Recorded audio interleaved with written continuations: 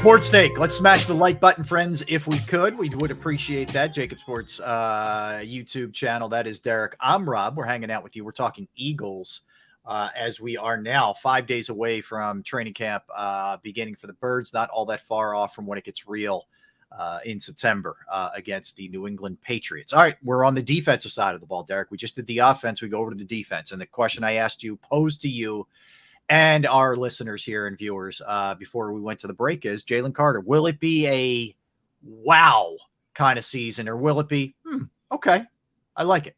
Where were you? Or, hey, I'm disappointed. Where would it fall for you? I am so fascinated to see this young man's burst off the snap. For a guy 6'3", 315 pounds, he has incredible bursts. It's like a bullet being shot out of a gun. You know, his leverage is incredible. That's why he was ranked one of the top 2 to 3 defensive players coming out of the draft. I think he's going to make people forget about Javon Hargrave, to be honest. I don't know if he'll get 11 sacks in his rookie year, but I do think he'll be in if he can stay healthy, I do believe he'll be in a conversation for Defensive Rookie of the Year. His ability to hold up a guard and get down the line and close in on running backs, try to shoot to the gap, is phenomenal. He has all the attributes to be an exceptional D tackle in the National Football League. And so that's why I just can't wait to see him make this transition. And like I said, we don't know much about Desai, but we do know that Matt Patricia has made a name for himself in terms of being a defensive guru in some regards. I expect them to coach him up in a hurry. I'm sure he's been working all off season on the things that made him what he was, which was a top 10 draft pick in the National Football League. I think he's going to complement Fletcher Cox extremely well this year. Yeah, I think it's going to be a wow. I think he's that talented. And you can't always get caught up in the numbers at Georgia because of the scheme, because of the way that they shuffle players in and out, because they get big leads in games. The guys don't maybe play as many reps and all those kind of things. I think he's going to show you the versatility that the best ones have in the game. I think he's going to be really good against the run. I think he's going to be really good against the pass. I think he's a guy who has the athleticism to be able to beat offensive linemen who maybe aren't super athletic. I think that's a big piece of this thing. No, look, I think he's the real deal, and I think he's going to show everybody why he was taken where he was taken. And I think he's going to show everybody why a lot of people believe that he was the second or third most talented player in the draft. So I believe in this guy big time. And he's in a golden situation because he's not a young D tackle that has to play every day. He doesn't have to be a 3-down D tackle. He doesn't. Yeah. Now he might be. But you've got Jordan Davis and Milton Williams and Fletcher Cox. You've got a great 4-man rotation. And if Desai's anything like his predecessor, he's going to want to keep these guys as fresh as possible if a game's on the line in the fourth quarter.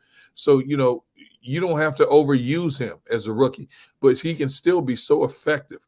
If he's still fresh in the fourth quarter going up against some of these guards, and it's going to take a little bit of time for offenses to learn him, to learn his pluses and minuses. And I think he has way more pluses than minuses in his overall repertoire. Yeah, I agree.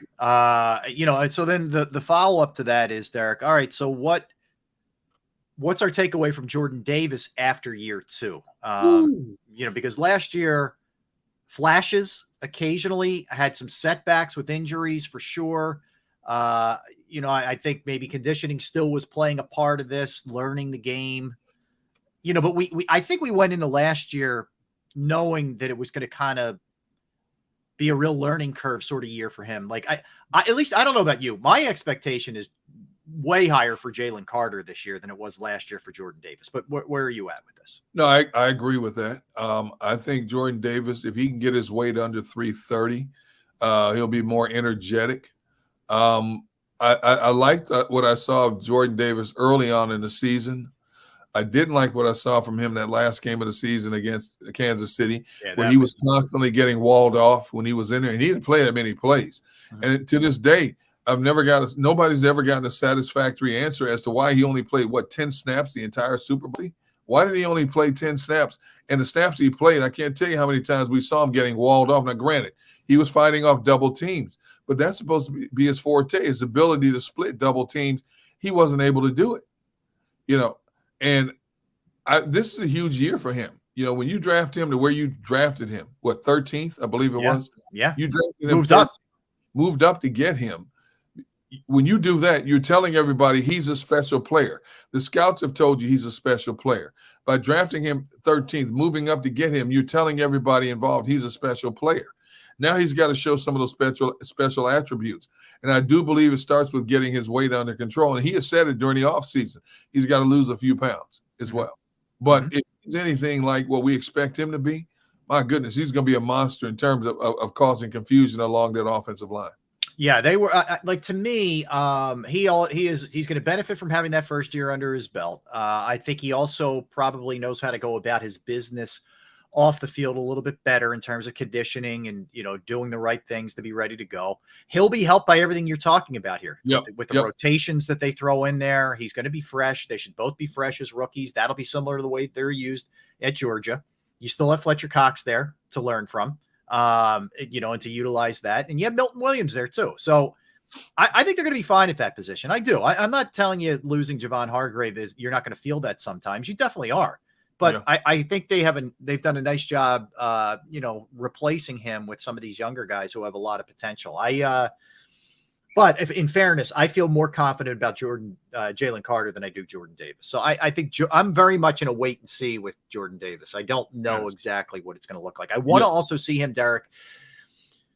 Obviously, one of the big things at that position is occupying blockers, stuffing the run. I want to see more of a push on passing plays if Jordan Davis is in there too, where he's making an impact that might allow, if the push is coming from the front, the ends to come around and get to the quarterback. So he's got to be more dominant in terms of pushing the pocket back into the quarterback and not allowing the quarterback to be able to step up freely and deliver those throws. And again, because we haven't seen it consistently, I don't know what to expect out of him. All right, here I'll go from the kids. Oh, sorry, go ahead. No, but there's no question. He's got to play more down, a higher percentage of downs, and he's got to be much more effective consistently across the board. Okay, let's go from the kids to the vets here. Brandon Graham, 11 sacks last year, amazing season for sure, no doubt. How much, if you look at him, how close will he be to that double-digit sack guy again? Wow, 35 years old. He played 43% of the snaps. He finally got 11. He finally got double digits in sacks.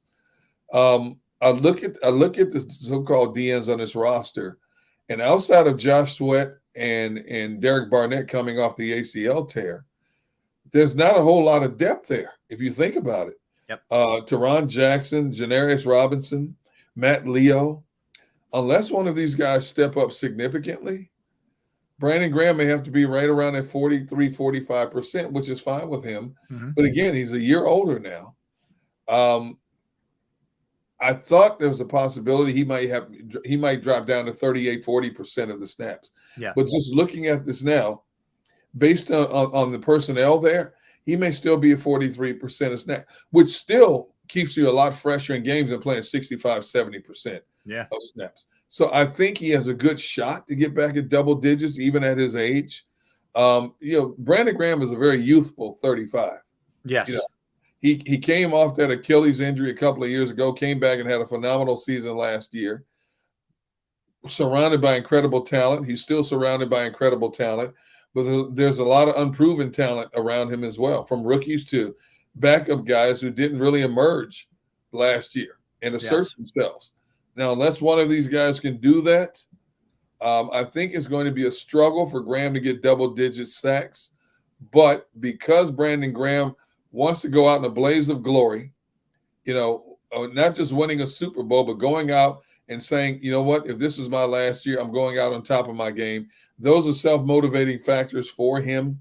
So I think he's going to be close. I don't know if he can do it back-to-back seasons, though. I think he's in the 9 range. I think he's right there, which is. And there's nothing wrong with 9, by the way. No, it's still good. That's why I say they're not going to be a 70 sack team, but I think they're a top 2 or 3 sack team in football. I still believe that with the firepower that they have, basically across the board. All right, how much do you worry about Slay being on the downside? What is he, 32 now? 3, I think. 32, 33. Yeah. Father time and cornerbacks, Yep. Not good. I do have concerns about him being there, but obviously the Eagles don't. because they went out, they restructured him. When he put it out there on Twitter that, hey, it was great being in Philadelphia, and he thought he was gone, but the Eagles said, wait a minute, we still want you here for a number of reasons. So if the coaching staff I don't know if he'll play at a Pro Bowl level, but I think he's smart enough and talented enough to play at a consistently good level, which should be good enough to help this defense out tremendously. You know, he went from playing lights out the first half of the season to tapering off in the second half for whatever reason, and it wasn't attributed to any injury that we know of. I think Slay has the ability to give this team what it wants, which is to be a great complement to James Bradbury on the other side. Yeah, I am worried about him. The way that he tailed off last year is concerning to me, unless there was an injury that we didn't know of, which is always possible in the NFL. It felt like to me, Bradbury clearly established himself as the guy in terms of who was the better corner. And there can't be that big a drop off. Like I get it. Like you said, Father Time, especially at that position, is not friendly, but he can't look the way that he looked a lot of the second half of last year. He's not quite the Slay that we saw when he first got here, and Detroit can't be that far off either. So I do worry about that with him. I think he's a concern for me because, let's face it.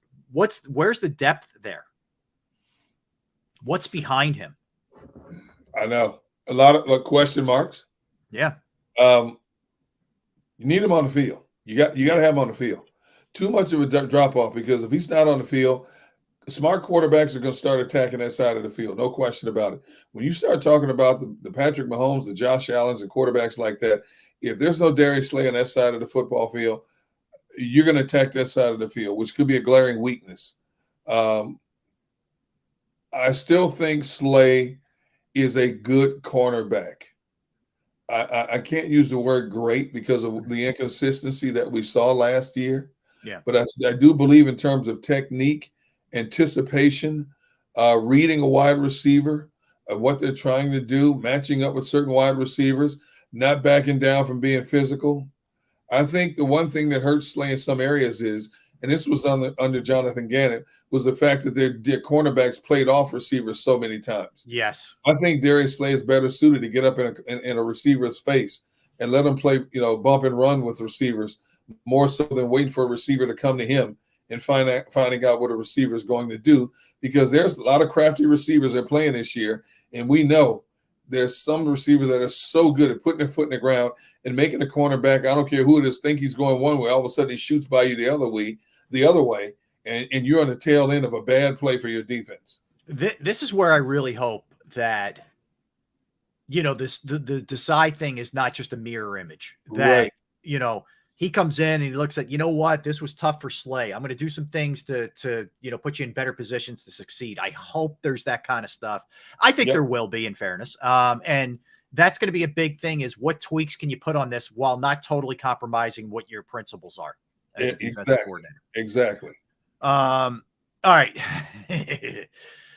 Here we go with this one. Will the special teams improve? We're excluding Jake Elliott here. Okay. We're excluding him. Okay. If Sipos is your punter, that could be a problem. Mm-hmm. Your return game was average on both sides of the ball. Your coverage teams were average on both sides of the ball. Will Michael Clay use more veterans more so than younger players on special teams this year to improve the special teams? I don't know, Rob. That's a push for me, to be honest. That's a push. I can't sit here and say it's going to be worse, because if it's worse, that could cost them some games. I don't know if it's going to be better because of who's orchestrating the special teams play outside of Jake Elliott. I can't give you a definitive answer one way or the other. That is such a gray area. I'm going to put that one in the category of I got to wait and see. I mean, to me, I sit here with Michael Clay still there, Sippo's still the leader in the clubhouse, and Britton Covey still returning, punts. I can't feel good about this. I'm concerned. Now, Sippo's, if he gets beat out, and Covey was better late in the season, he was, in fairness. They did a better job, I think, giving him some guys who can play special teams. That could change very fast. But if you're asking me right now on July 20th, I don't feel good about this. I don't. I worry about their special teams, and I don't know. Has that, as much as we praise Howie, is that an area he's maybe overlooked too much? You need Ike Reese's. You need these kind of guys. Do they have enough of those kind of guys? I don't know, because we didn't see it. I don't know. I honestly don't know, Rob. Has he neglected those areas? When you consider what he's done to make the two primary phases of the game, the offense, defense, that much better, and put them in a Super Bowl situation, I don't know. Sometimes you have to give up something to get something. We always hear about all three. It takes all three phases of a game to be successful. And some teams abide by that, and it goes well for them. But the Eagles had great offense, great defense, and suspect special teams, and still got within 3 points of winning a Super Bowl. So I don't know if, you got to give something. Howie spent a lot of money in strategic areas, wide receiver, offensive line, D tackles, D ends, cornerbacks. You can't have everything, and I just believe that the other phases of their game are good enough to cover up the deficiencies, which we are going to be talking about throughout this season when it comes to special teams. Absolutely. Absolutely. All right. Will the linebackers and the safeties be up to snuff? Will they be good enough to start the season, or they're going to have to be changes made as, here on the fly? Could this be an area that Howie makes a trade for, one of his famous late in camp kind of deals or whatever? I think if there's one area on the linebacker safety question that will be watched more closely than any other is the development of Nakobe Dean as he assumes the role of the middle linebacker now. How quickly can he adapt? Is he as good as we think he can be to hold down the middle? Can he still be that explosive, disruptive factor that he was at Georgia in an NFL-style defense? I think that's a big one. I think it's going to take him a little while to get up to speed and settle in. And I'm hoping that once he settles in, he becomes steady Eddie in that regard. I think Terrell Edmonds is going to be a nice addition on the back end. I think he'll be a steady a center fielder for this team. Does that translate into being what CJ GJ was in the back end of the defense? I don't know. Yeah. Reed Blankenship's a huge question mark. I don't know, Rob. That's a tough question. You put me in a bind here, man. I don't know. I think that Derek. I think I think both of those. I think Nakobe Dean is going to be safe, and I think Reed Blankenship is going to be safe. But I think Nicholas Morrow, that could be up for grabs, and I think Terrell Edmonds could be up for grabs too. Like I think these are positions that are open.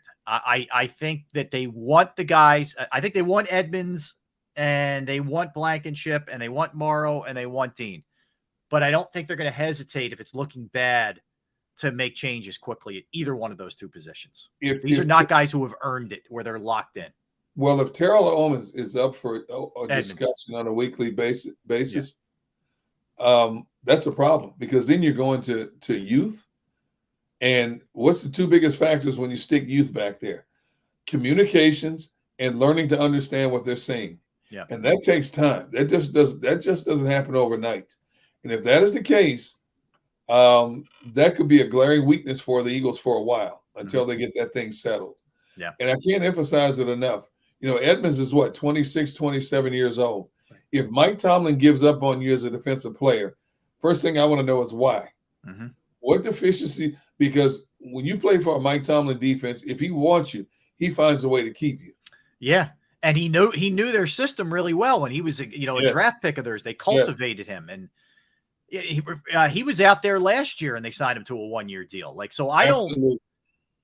That's why I forget who we had on last week, and they were like, I had this discussion with Ruben Frank, and I think he felt very confident in Terrell Edmonds. I don't share that same kind of confidence in him. And I'm not saying this like I think Reed Blankenship is a lock either. If he doesn't play well, he very well could go. But I don't know. Edmonds comes off to me as just kind of You know, and I don't know if is good enough, you know, on if you're trying to win a Super Bowl. Well, you know, then I have to ask you the questions. If Edmonds is not the guy, are you comfortable with Kayvon Wallace back there? Or are you comfortable with Sidney Brown? Could he play that spot? Okay, but Sidney Brown's a rookie. If he doesn't start out, you know what I'm saying? Yeah. What if Edmonds starts out and all of a sudden loses the position? You know, okay, Sidney Brown has had great practices. Well, he doesn't have the game reps. Right. He's still got to learn it. And of course, you know, the only knock on him is he's an inconsistent tackler. Yeah. You know, so are you comfortable with the Sidney Brown or you know, honestly, I'm not. This is why I bring up trade. Yeah. You know? See, I don't know, Rob. That's a big. I think that's a big drop off. You know. Yeah. Look, both of those positions are concerning. I don't know how they can't be. And you got, you know, think about what you got last year. You know, nobody's confusing Marcus Epps with Ronnie Lott, but Marcus Epps was a solid player. Yes, you had Marcus Epps and you had CJ GJ, you know, at the one spot. The other spot, linebackers, you had veteran TJ Edwards and Kaiser White. Now, White did tail off, in fairness, at the end of the season last year, but they're going to miss TJ Edwards. That's the thing. It's not to say they're not going to miss certain guys. They're going to miss TJ Edwards. They're going to miss CJ GJ. They're going to miss Hargrave.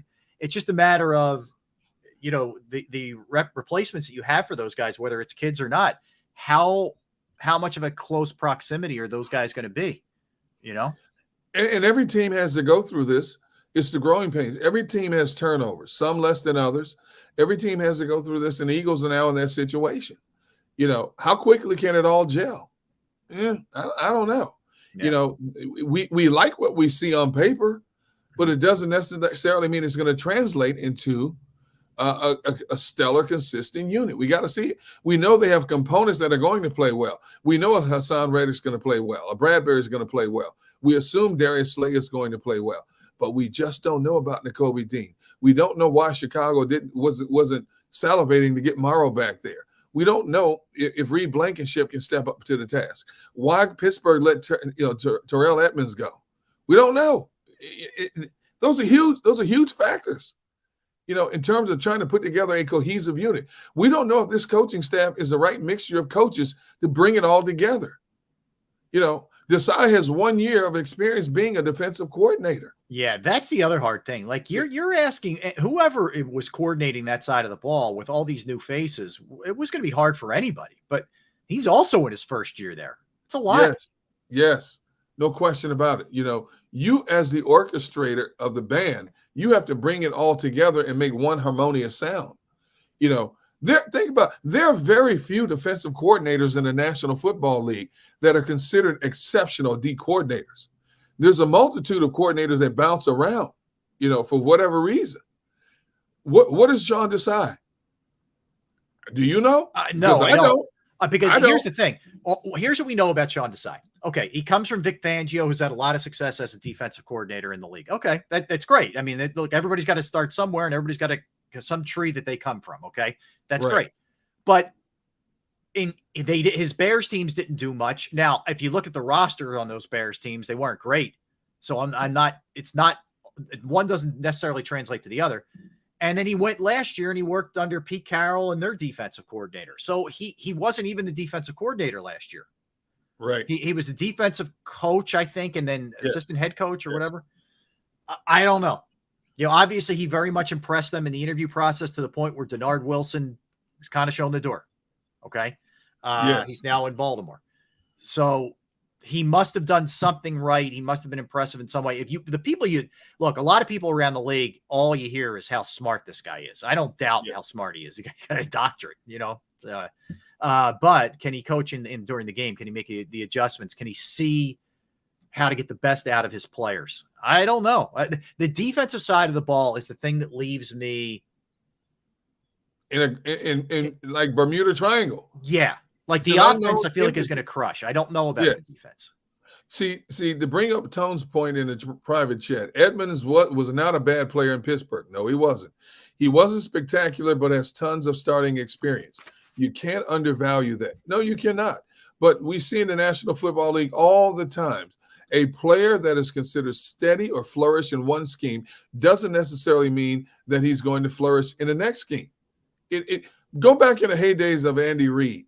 You look at some of his prime players that excelled in his system here under Andy Reid and under Jim Johnson.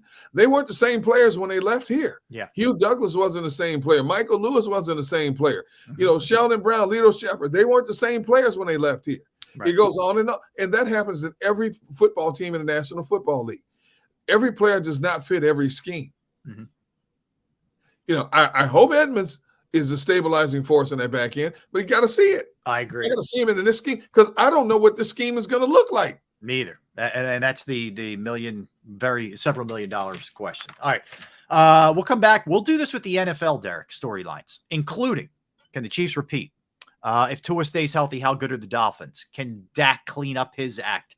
Can Deshaun Watson get back to his old form? They're among the questions that we will bounce off of each other when we return. Remember, 2:00, Pat Leonard from the New York Daily News will get the latest on what's going on with Saquon Barkley. All right.